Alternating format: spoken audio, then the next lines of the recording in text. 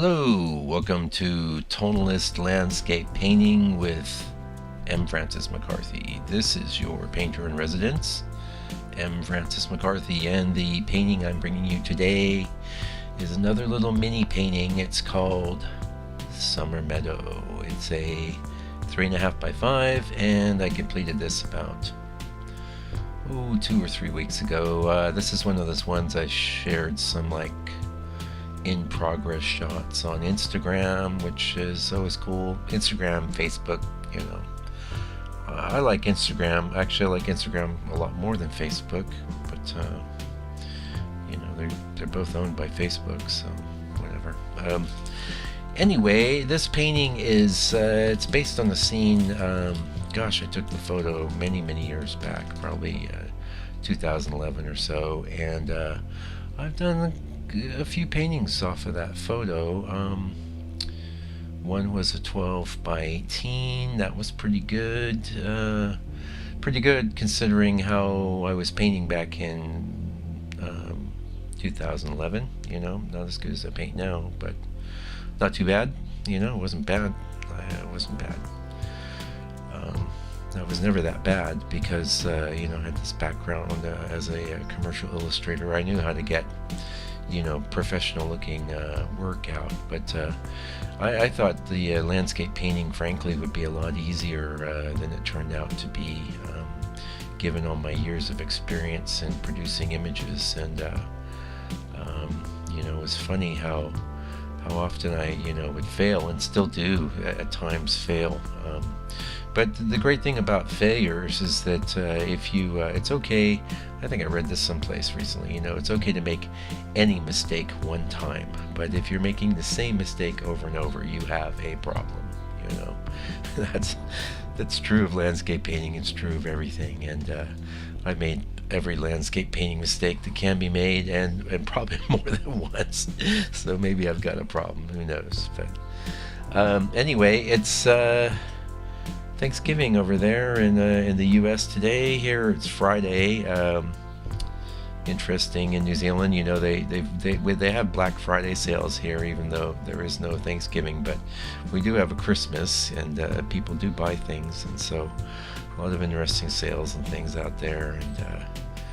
And anyway.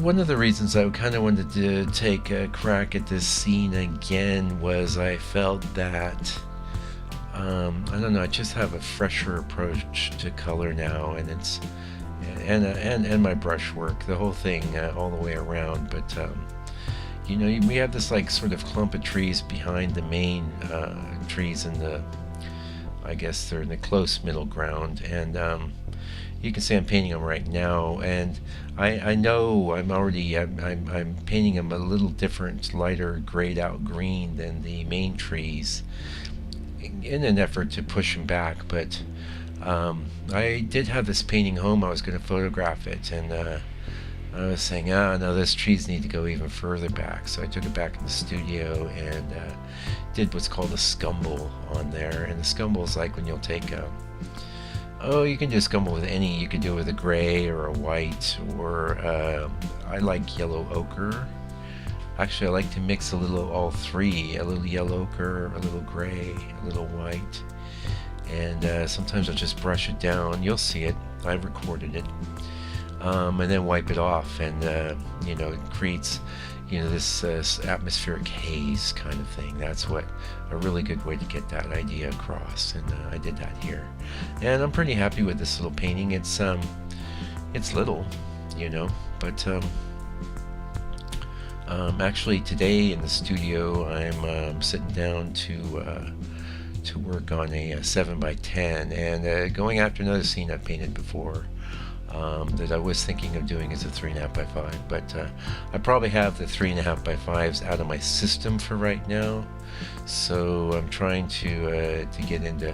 I really like the 7 by 10 size. It's not a standard size, unfortunately, but it's kind of the perfect proportion in a lot of ways. It's just slightly panoramic. I like that. I don't like scenes that are too panoramic, like say when I jump up to an 8 by 12, a lot of times I feel like I have an extra inch of scene, you know, that I could just as easily cut off.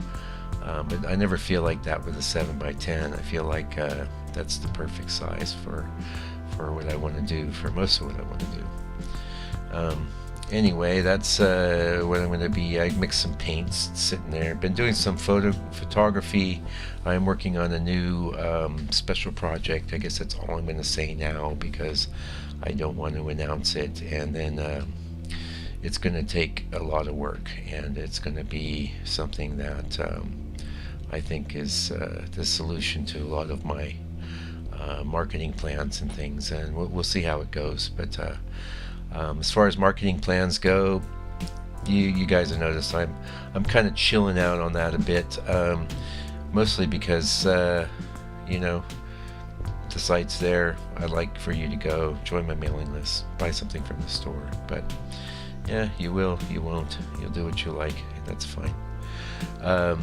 I will say my paintings are priced at a very, very good price now, and I am rolling some new. I told you yesterday I'm on Art Finder, and I'm very excited about that. That seems to be well, I haven't sold anything there yet, but I've only been there 2 days. But a lot of really good response to my work there, and I had a feeling there would be. I feel like I'm in pretty good company there. There's quite a lot of good landscape artists on that site, and it feels good to be in company that's you know, of a little higher standard than maybe some of the online galleries I've been in the past, who shall remain nameless, because you never know, I might have to go back there at some point, and you know, with my cap in my hand saying, please sell my painting, you know. But anyway, I'm digging Art Finder so far. I'm getting ready to roll out a bunch of stuff on Art Finder that's going to be exclusive to Art Finder, so